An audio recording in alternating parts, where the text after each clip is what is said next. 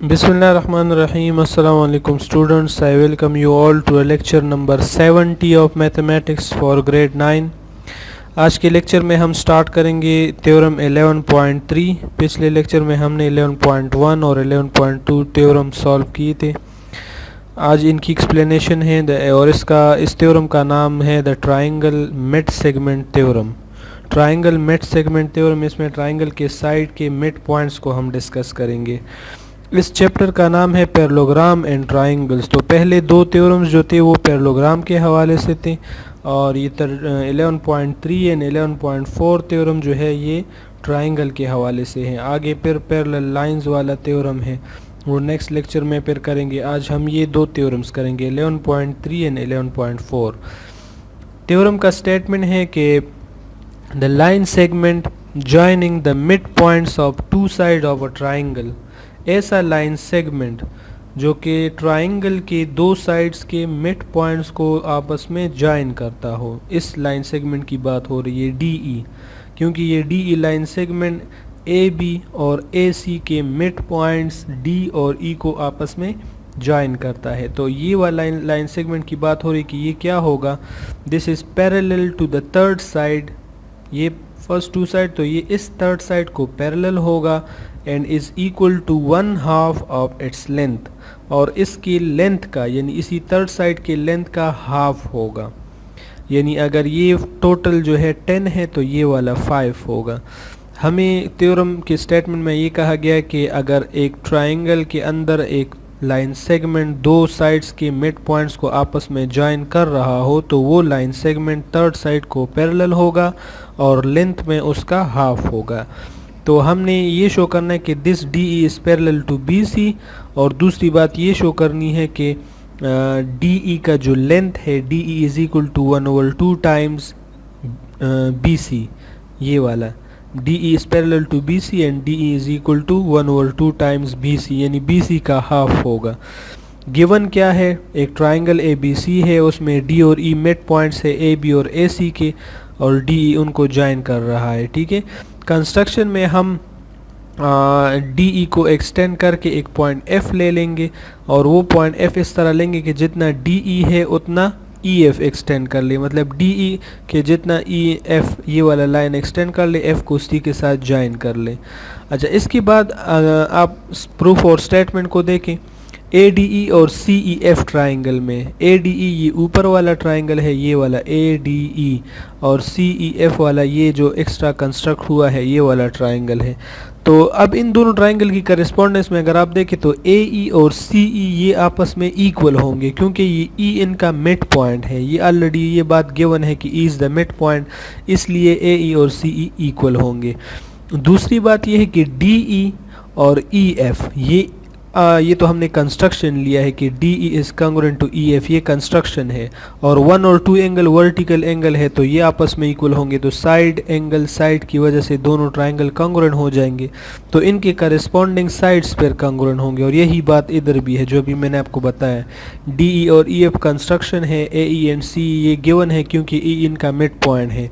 तो इस गिवन की जगह आप ये भी लिख सकते हैं कि because E is the mid point of AC. Angle 1 and 2 are vertical angle side की वजह से दोनों कॉन्ग्रुएंट हो जाएंगे. Hence corresponding sides of congruent triangle AD and BD. यहाँ पर एक लाइन रह गई है क्योंकि यहाँ पर AD जो है वो कॉन्ग्रुएंट हो जाएगा CF के क्योंकि these are the corresponding side.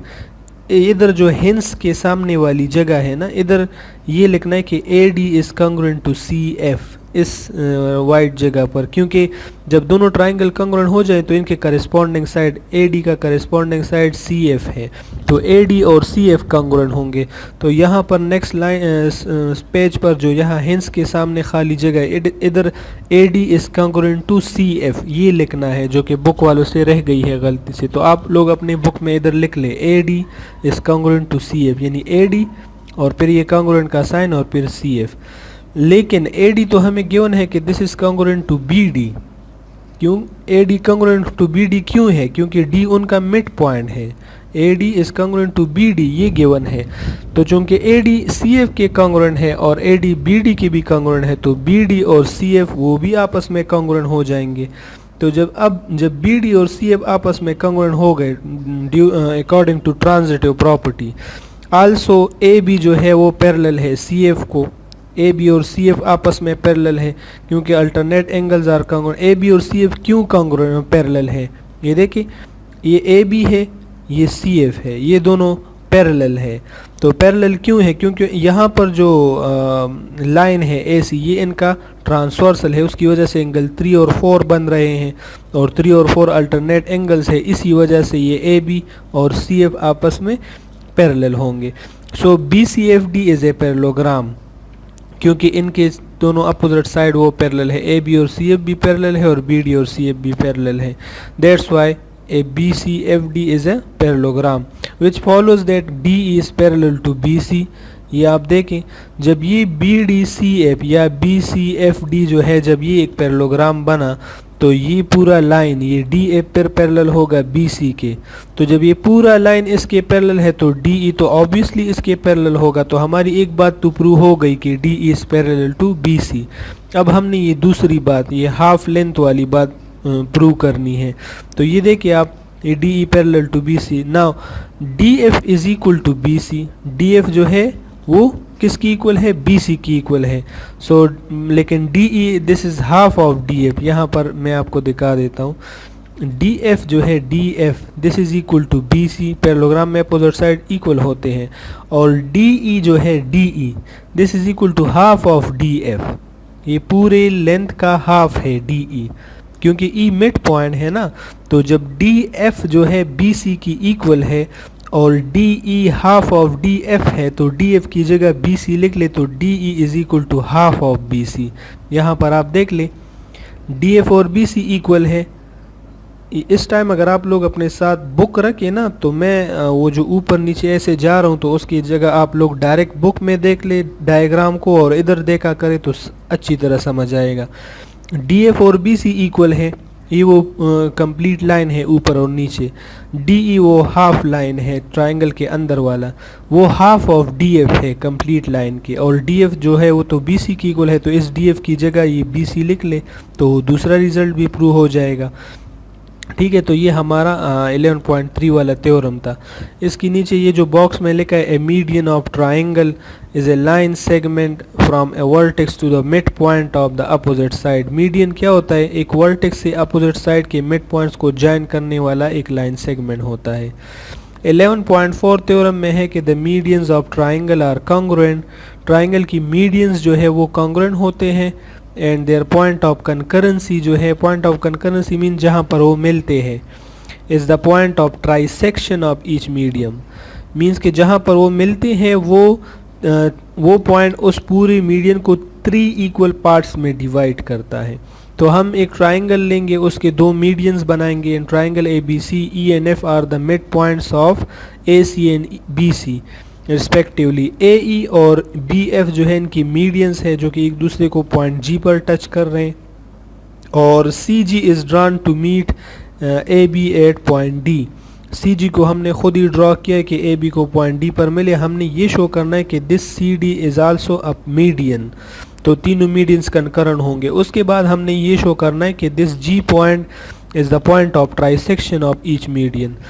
तो प्रूफ में ये 2 बातें हैं, medians are concurrent means कि CGD is a median और G point is the trisection of each median। तो पहले take a point H on CG such that CG is equal to GH, join H to A and B। यहाँ पर इस CG पर आगे एक point H ले, वो H पॉइंट इस तरह होगा कि जितना जी डी है उतना डी एच होगा, और फिर एच को ए और बी के साथ ज्वाइन कर ले, C G equal to G H, sorry जितना सी जी है ना उतना जी एच ले, मीन्स के जितना ये लाइन का लेंथ है उतना जी को आगे एक्सटेंड करके एच पॉइंट ले और एच को ए और बी के साथ ज्वाइन कर ले। अच्छा, आगे इसमें क्या है, ट्राइंगल ए सी एच जो बन रहा है, ए सी एच ट्राइंगल ये वाला ए सी एच ये वाला ट्राइंगल जो बन रहा है, इस ट्राइंगल में कौन से साइड और कौन से एंगल की बात हम करेंगे। तो यहाँ पर आप देखें एफ जी और A H these are parallel. क्यों पैरेलल है, अभी इससे पहले वाले थ्योरम में हमने डिस्कस किया। ये सी एच का जी मिड पॉइंट है और ए सी का एफ मिड पॉइंट है, तो एफ जी वाला जो लाइन है ये इस थर्ड लाइन को पैरेलल होगा और लेंथ में इसका हाफ होगा। अभी इससे पहले वाले थ्योरम में जो हमने बात डिस्कस की, ACH ट्राइंगल का FG जो है वो इसके पैरेलल है। इसी तरह BCH ट्राइंगल में GE जो है वो BH के पैरेलल होगा। ये वाली बातें हम इधर डिस्कस करेंगे। तो ये देखिए FG is parallel to AH, क्योंकि FG is the segment joining the point CA and CH, that is FB is parallel to AH। FB अब वो छोटा सा हिस्सा है वो AH के पैरेलल होगा। सिमिलरली दूसरे ट्राइंगल में, ये भी अभी मैंने आपको बताया, BCH ट्राइंगल में GE जो है वो HB के पैरेलल है, तो इट मीन्स AE जो है वो HB के पैरेलल होगा। AE, ये जब इतना लाइन इसके पैरेलल है तो ये पूरा भी इसके पैरेलल होगा। इसी तरह जब FG AH के पैरेलल है तो FB जो है वो भी AH के पैरेलल होगा। तो यहाँ पर ये पैरेलल लाइंस बन जाएंगे, AG और BH और GB और AH ये पैरेलल होंगे, तो ये AGBH जो है ये एक पैरेललोग्राम बनेगा, जिसकी बात हम यहाँ पर करेंगे आगे। देखिए AHBG इज़ ए पैरेललोग्राम, क्योंकि इनके अपोजिट साइड पैरेलल है। जब पैरेललोग्राम बना तो AD और BD आपस में कंग्रुएंट होंगे, क्योंकि पैरेललोग्राम के डायगोनल एक दूसरे को बाइसेक्ट करते हैं। It means that D is the mid point of AB। D जो है AB का मिड पॉइंट बन जाएगा। अब जब D मिड पॉइंट बना तो D तो ऊपर C के साथ ज्वाइन हुआ है, तो that's why CGD is a median. Median की डिफिनीशन थ्योरम से पहले हमने की है कि अपोजिट साइड के मिड पॉइंट को वर्टेक्स के साथ ज्वाइन करता है। अब C वर्टेक्स है और अपोजिट साइड AB का मिड पॉइंट D है, तो D जो है वो तो C के साथ ज्वाइन हुआ है। अगर आप फिगर को देख ले तो वो CGD जो है मीडियन बन जाएगा।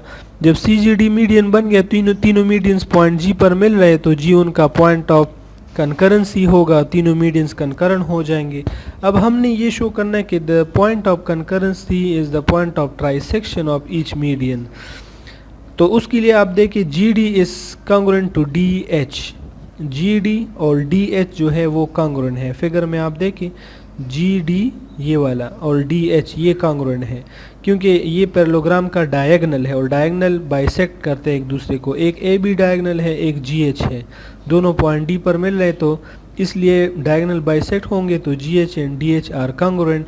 और GD और DH ये कांग्रुएंट है, लेकिन पूरा GH जो है वो CG की इक्वल है। तो अगर आप सिर्फ GD और GH की रिलेशन को देखें तो सिर्फ GD जो है ये GD this is half of GH, ठीक है। GD is the half of GH और GH इक्वल है CG के, तो it means GD is the half of CG। तो वो रिजल्ट प्रूव हो जाएगा। यहाँ पर आप देखें GD is equal to DH, लेकिन GD जो है वो हाफ ऑफ GH है और GH उसकी जगह आप GC लेके, क्योंकि GH और GC आपस में इक्वल है according to construction, so GD is the half of GH। Similarly it can be proved that GD is equal to half of AG and FG is equal to half of GB। ये वो बाकी दो medians की बात हो रही है। This means that G is the point of trisection of each median, ठीक है। अब नेक्स्ट लेक्चर में हम ये 11.5 थ्योरम स्टार्ट करेंगे, ठीक है। पैरेलल और परपेंडिकुलर लाइंस की बात होगी उसमें।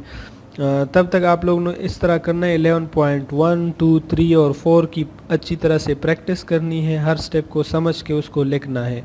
जितनी ज़्यादा आप थ्योरम्स की प्रैक्टिस करेंगे उतनी अच्छी तरह से आपको याद होगा और उतनी अच्छी तरह से आपको समझ आएगा, ठीक है। तब तक के लिए अपना ढेर सारा ख्याल रखिएगा। अल्लाह हाफिज़।